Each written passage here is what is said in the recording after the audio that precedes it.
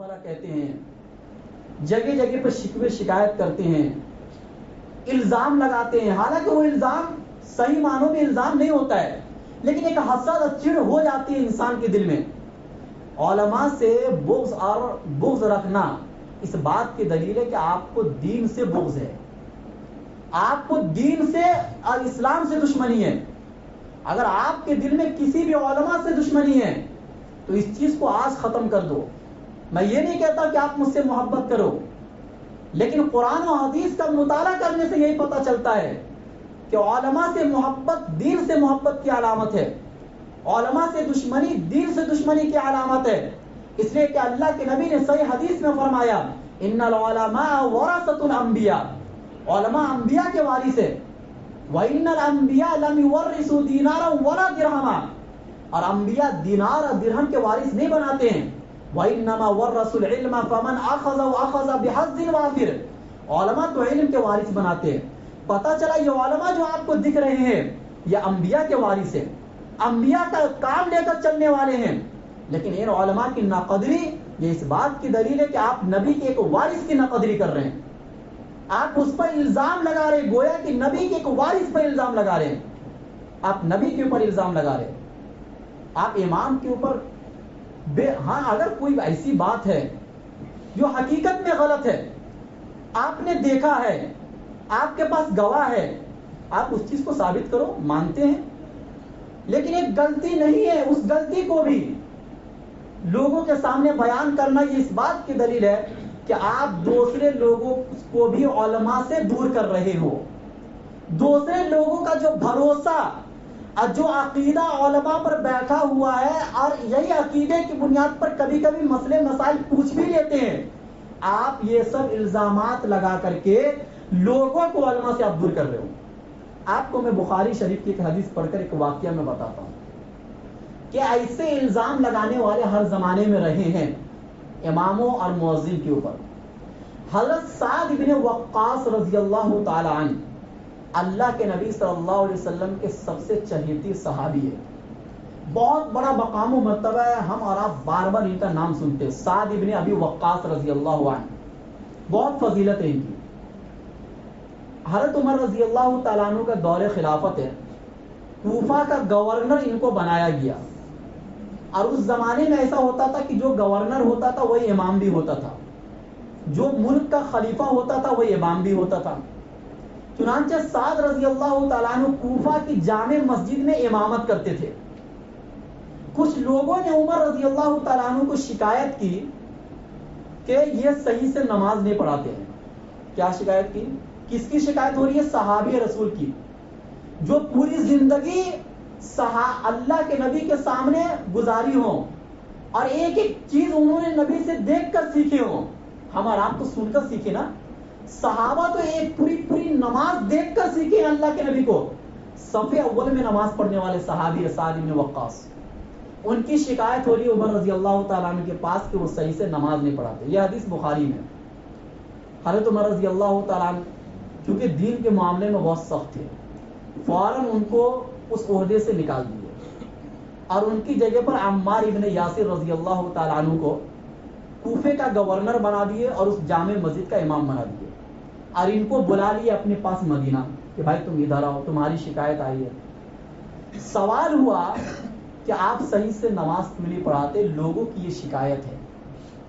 سعد بن وقاص رضی اللہ تعالیٰ عنہ نے کہا، اے عمر، میں وہی نماز پڑھاتا ہوں جو میں نے رسول اللہ صلی اللہ علیہ وسلم کو پڑھتے ہوئے دیکھا ہے۔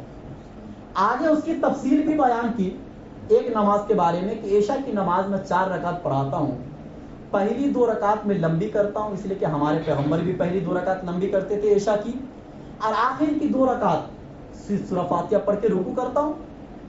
حضرت عمر رضی اللہ تعالیٰ عنہ نے کہا کہ مجھے آپ سے یہی امید تھی کہ آپ اسی طریقے کی نماز پڑھاتے ہوں گے، لوگوں کی شکایت غلط ہے، اس لیے میں نے آپ کو اپنے پاس بلا لیا۔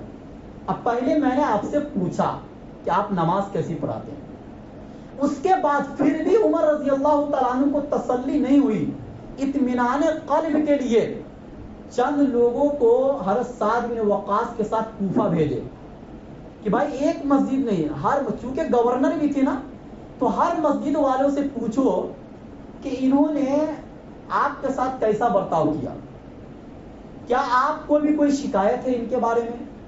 تو جتنے لوگ تھے سب نے ان کی تعریف کی کہ بھائی امامت بھی اچھی کیے، ہر کام اچھا کیے۔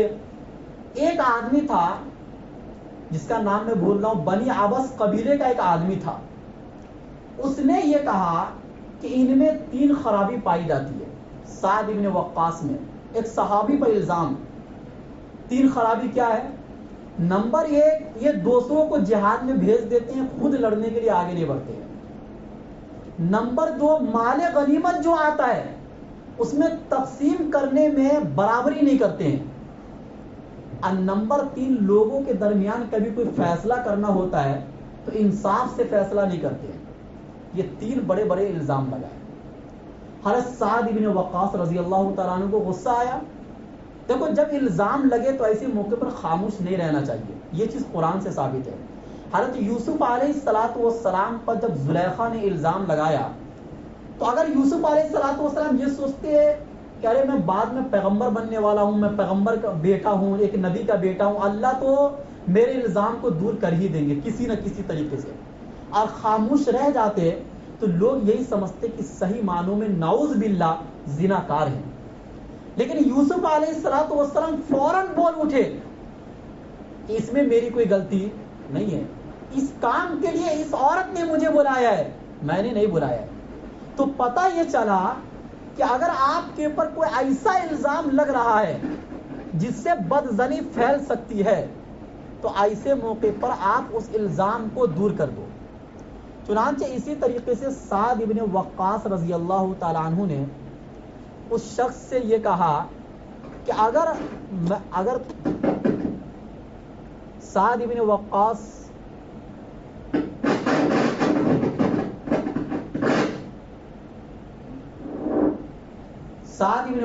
رضی اللہ تعالیٰ عنہ نے کہا کہ اللہ کی قسم کھا کر میں کہتا ہوں کہ تو جھوٹ بولنے کے لیے کھڑا ہوا ہے اور لوگوں کے درمیان مشہور ہونے کے لیے کھڑا ہوا ہے۔ کبھی کبھی مشہور ہونے کے لیے کیسا ہوتا ہے نا، بڑے لوگ پر الزام لگا دو۔ میں تیرے کو 3 بد دعا دیتا ہوں۔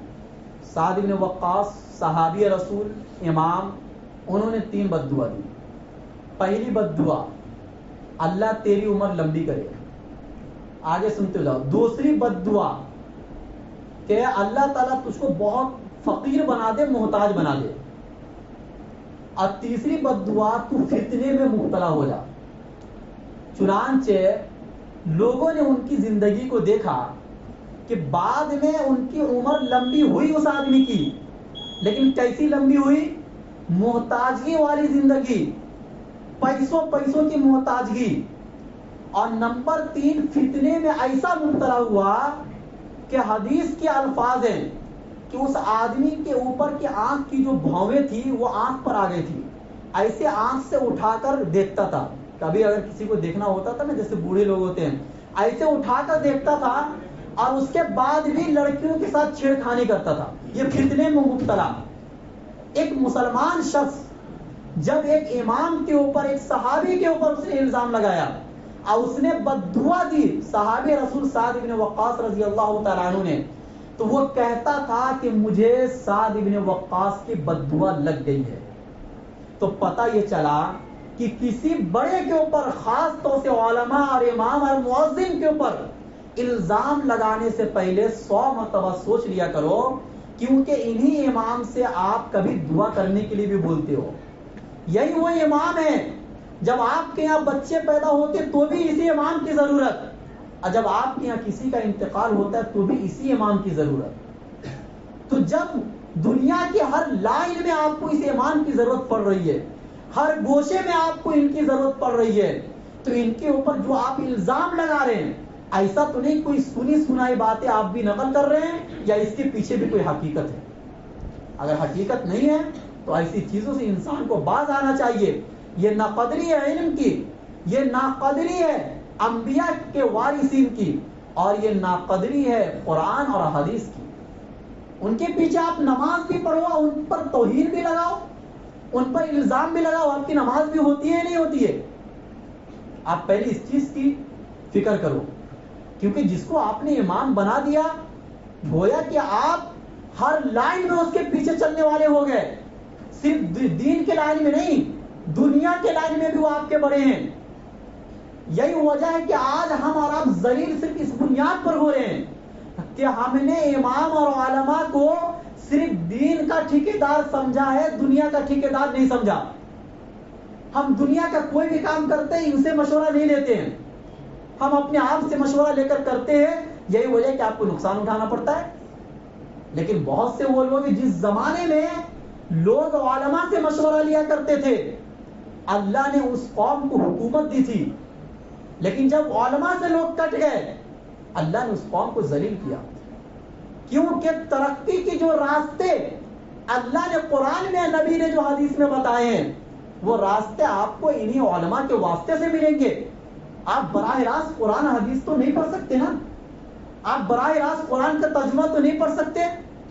ہر آدمی میں اتنی صلاحیت ہوتی نہیں ہے، اور ہر آدمی کے پاس اتنا وقت بھی ہوتا نہیں ہے کہ وہ پورے طور سے پھر سے قرآن سیکھنا شروع کر دے اور ہر آیت کا مطلب سیکھنا شروع کر دے۔ برا بھلا کہتے ہیں